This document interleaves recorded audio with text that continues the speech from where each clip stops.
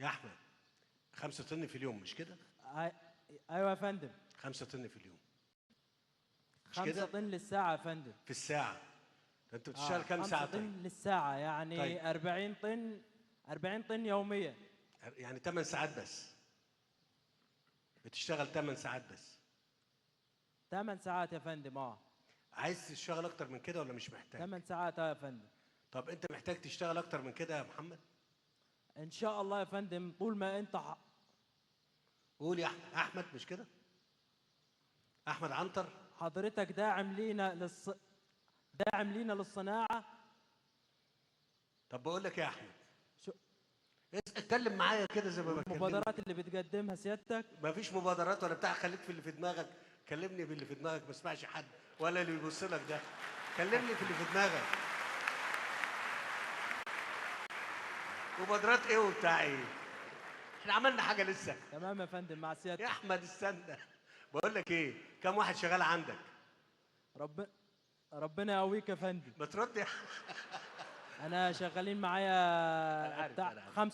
25 عامل. طب بتدي مرتبات كام يا احمد؟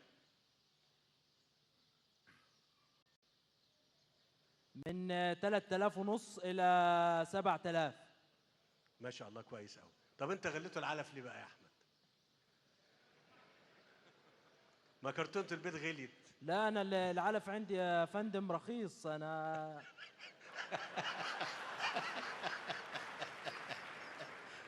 صحيح؟ بجد يا احمد؟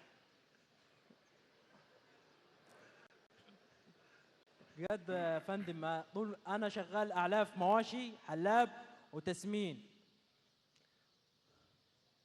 طيب طيب. الدنيا ماشيه معاك كويس وكل حاجه، انا بس شايف في عصافير كتير جوه المصنع عندك، ما اعرفش ليه. الحمد لله. الحمد العصافير لله يا بتاكل فندم انا العلف. مصنع اعلاف بقى، انا اساسا مصدر الطيور. انا شايف العصافير جوه المصنع كتير.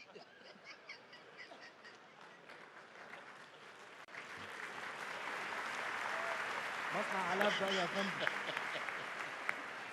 ربنا يا رب يوفقك يا احمد. ربنا يا رب يوفقك وتعمل اكتر. امين يا رب امين. وتسهل للناس والله اكتر. شرف لينا يا فندم ان انت شرفتنا النهارده بمحافظه سوهاج. يا احمد كلمني انا، مالكش دعوه باللي بيبص لك. وانا بشكر سيادتك على الدعم الكبير ماشي يا احمد، بالتوفيق ان شاء الله. الف مبروك.